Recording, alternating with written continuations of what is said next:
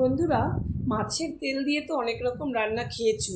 একবার আমি যেভাবে রান্না করেছি বেগুন দিয়ে মাছের তেল দিয়ে, একবার এভাবে রান্না করে খেয়ে দেখো। গরম ভাতে অসাধারণ লাগবে।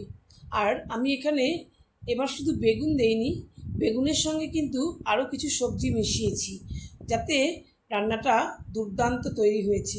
দেখো তাহলে কিভাবে তৈরি করলাম। এখানে আমি মাছের তেল নিয়েছি, একদম ফ্রেশ টাটকা মাছের, রুই মাছের তেল। তো সেই তেলটা আমি একটুখানি বেছে নেব, এই নালিগুলোকে ঝেড়ে বেছে ধুয়ে নেব। দেখো, ঝেড়ে বেছে ধুয়ে নিয়েছি, পরিষ্কার করে নিয়েছি। সঙ্গে নিয়েছি একটা বেগুন নিয়েছিলাম, আর তার সঙ্গে পেঁয়াজ নিয়েছি, এখানে রসুন, আদা আর কাঁচা লঙ্কা নিয়েছি বাটা। আর কাঁচা লঙ্কাটা কুচিয়ে নিয়েছি, আদা রসুনটা বেটে নিয়েছি। আর দেখো, কিছু সবজি নিয়েছি বেগুনের সঙ্গে, বেগুনটাও কেটে নিয়েছি। তার সঙ্গে নিয়েছি ছোট ছোট করে কেটে রেখেছি পটল, টমেটো, আলু আর কুমড়ো।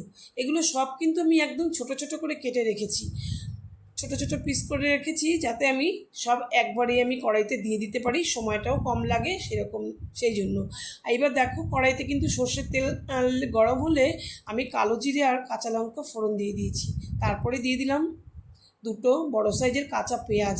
এখানে পেঁয়াজটা একটু বেশি হলে মানে ভালো হয়। তো আমি পেঁয়াজটা দিয়ে কিছুক্ষণ নাড়াচাড়া করব, যাতে পেঁয়াজটা একটু লাল লাল মতন হয়ে যায়। লাল লাল মতন হয়ে যাওয়ার পরে দেখো, রসুন বাটা আর আদা বাটা আর কাঁচা লঙ্কা একসঙ্গে দিয়ে দিলাম। রসুনটা একটু বেশি দেব, রসুনের গন্ধটা এখানে থাকলে বেশি ভালো হবে। মাছের তেলের আষ্টে গন্ধ লাগবে না, অনেকের লাগে, কিন্তু রসুনটা বেশি থাকলে খুব সুন্দর লাগবে খেতে, কোনো আষ্টে গন্ধ লাগবে না। আর আদা আমি একটু কম দিয়েছি। এবার খুব ভালো করে দেখো, পেঁয়াজটার সঙ্গে ভেজে নিচ্ছি আদা আর রসুনটা। তো এবার ভাজা হয়ে গেছে মোটামুটি, দেখো লাল লাল হয়ে গেছে পেঁয়াজটা। এবার আমি একটু ফাঁকা করে দিয়ে, দেখো তেল একটুখানি বেরোচ্ছে, এর থেকে তেল ছাড়ছে। আর মাছের তেলটা আমি এবার এখানে দিয়ে দেবো। মাছের তেলটার থেকেও তো অনেক, এটা তো গলে গেলে অনেকটাই তেল বেরোবে, তাই এই রান্নাতে কিন্তু মানে অনেকটা করে তেল দেওয়ার প্রয়োজন হয় না, কারণ এখানেই তো অনেকটা তেল বেরিয়ে যাচ্ছে। তো মাছের তেলটা দেখো গলিয়ে নিচ্ছি, অনেকটাই তেল হয়ে গেছে। এবার নাড়াচাড়া করে নিচ্ছি, নাড়াচাড়া করে এবার পেঁয়াজ রসুনের সঙ্গে খুব ভালো করে মাছের তেলটা মিশিয়ে আর একটু ভাজা ভাজা করে নিচ্ছি। এবার খুব ভালো করে ভাজা ভাজা একটু করে নিয়ে, তার সঙ্গে আমি এবার পরিমাণ মতো দিয়ে দিলাম নুন, একটু হলুদ, আর আমি দিয়েছি সাদা জিরে মানে গুঁড়ো আর কি, জিরের গুঁড়ো। আর তোমরা কিন্তু এখানে লাল লঙ্কার গুঁড়ো, কাশ্মীরি লঙ্কা কালারের জন্য বা ধনে, এগুলো তোমরা দিতে পারো। আমি ওইগুলো কিছু দিলাম না, আমি শুধুমাত্র সাদা জিরে আর নুন হলুদটাই দিলাম। দিয়ে দেখো খুব ভালো করে ভেজে নিয়েছি। এবার সবজিগুলোকে আমি এর মধ্যে দিয়ে দেব। সবজিগুলো কিন্তু বন্ধুরা খুব ছোট ছোট করেই আমার কাটা আছে, এর সঙ্গে মিশিয়ে খুব ভালো করে মশলার সঙ্গে সবজিগুলোকে আমি মিশিয়ে নেব। মিশিয়ে নিয়ে তারপরে আমি ঢেকে রাখবো। এখন কিন্তু আমার গ্যাসের আঁচটা কিন্তু বাড়ানো অবস্থাতেই রয়েছে। আমি কিন্তু এটা যখন ঢাকা দেব, তখন কিন্তু গ্যাসের আঁচটা কমিয়ে রাখবো। আমার রেসিপিটা তোমরা যারা যারা দেখছো, যদি ভালো লাগে তাহলে তোমরা লাইক কমেন্ট করো বন্ধুরা, আর নতুন বন্ধুরা কিন্তু সাবস্ক্রাইব করে পাশে থেকো। এবার আমি ঢাকা দিয়ে রাখলাম 5 মিনিটের জন্য।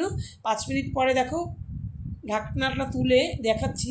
এখন আবার একটু গ্যাসের আঁচটা কিন্তু বাড়িয়ে দিয়েছি, কারণ একটু জল জলের ভাবটা একটু টানবে।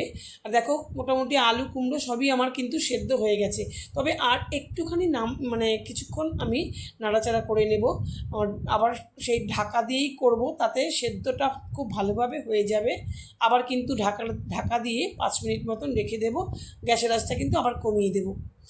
এবার ফাইনালি আমি দেখো ঢাকনা তুললাম, একদম কিন্তু রেডি হয়ে গেছে। দেখো তেল ছাড়ছে আমার, কিন্তু সবজির সঙ্গে মাছের তেলটা খুব ভালো করে ভাজা ভাজা হয়ে গেছে।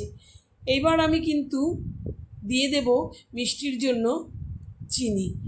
চিনি একটু না দিলে সবজির সঙ্গে ভালো লাগবে না এটা, কেননা ঝাল মিষ্টি একসঙ্গে না হলে টেস্ট লাগবে না। আর দেবো আমি নুনটা দেখে নিয়েছিলাম, আর একটু নুন লাগবে, তাই সামান্য একটু নুন আমি এর মধ্যে ব্যবহার করলাম। তোমরা তোমাদের পরিমাণ মতন নুনটা দেবে, নুন মিষ্টি যে যেটাই যেরকম খাও। একদম রেডি হয়ে গেছে আমার, দেখতে পাচ্ছ। আশা করি তোমাদের আমার এই রেসিপিটা ভালো লেগেছে। এরকম করে তৈরি করে গরম ভাতে খেয়ে দেখো বন্ধুরা, আর কোনো কিছুই কিন্তু লাগবে না, অসাধারণ টেস্ট হয়। দেখা হবে তোমাদের সঙ্গে পরবর্তী ভিডিওতে। সকলে তোমরা সুস্থ থেকো, ভালো থেকো, আর আগামীকাল আবার ভিডিও দেব, তোমরা সঙ্গে থেকো। ধন্যবাদ সকলকে।